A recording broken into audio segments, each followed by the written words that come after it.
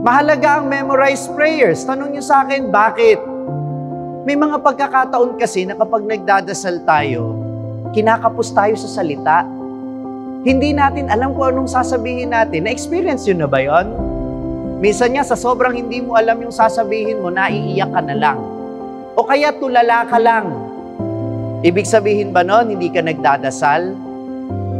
Nagdadasal ka pa rin. At para matulungan tayong manalangin, nandyan ang Ama namin, nandyan ang mga memorized prayers natin para tulungan tayong magdasal.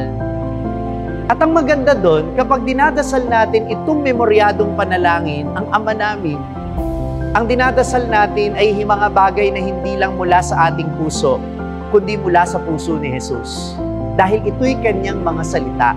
Kapag tayo nagdadasal ng panalangin itinuro sa atin ni Jesus, para na rin nating ipinapaubaya ang ating sarili sa Kanya. Lord, hindi ko alam kung ano ang dadasalin ko. Sige nga, yung dasal mo na lang ang dadasalin ko. Di ba para na rin nating pinararangalan si Jesus kapag ang panalangin itinuro niya sa atin ang ginagamit natin?